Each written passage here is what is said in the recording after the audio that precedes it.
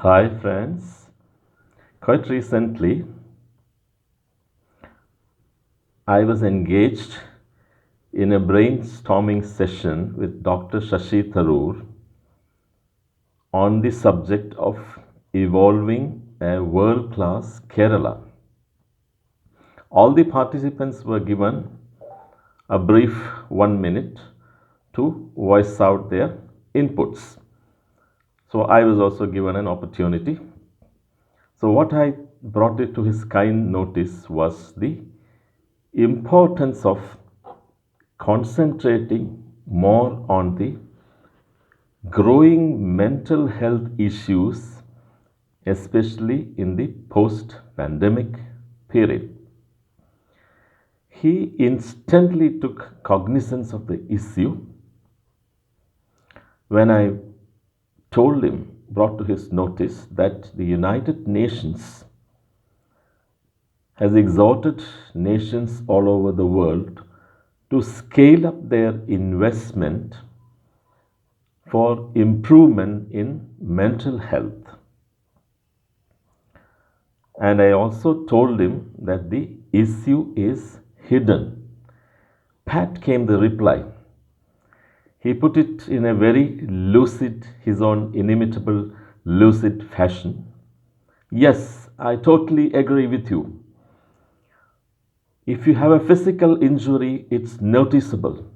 But if you have a mental injury, you cannot see it. It cannot be noticed. It cannot be noticed.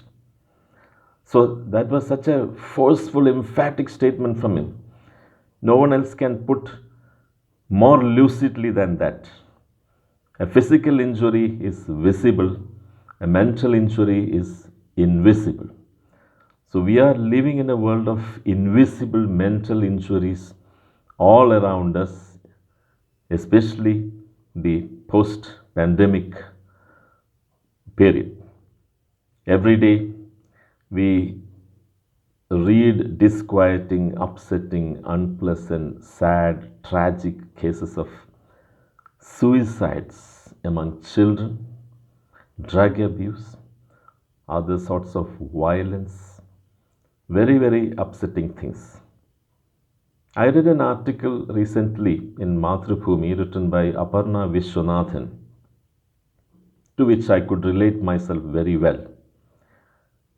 She had written on the reported or alleged treatment, bad treatment rather, meted out to the ace tennis player Naomi Osaka, or Osaka Naomi as they call it in Japanese, by the WTA, Women's Tennis Association, when she said basically she's an introvert and she wouldn't be happy to participate in the post match press interviews.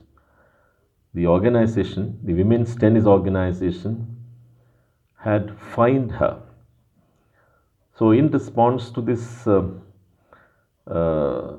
rather unkind attitude, Aparna Vishwanathan had written an article in which the heading was more or less like this. The translation of that Malayalam heading would be Directionless Ivory Towers. And she also talked about apathy bubbles.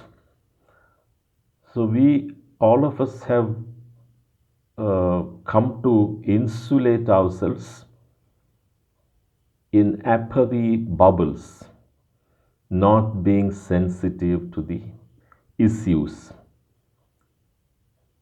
So, my point is we have to, at least in the area of control, in the neighborhood or the immediate vicinity, at least let us sharpen our sensitivities.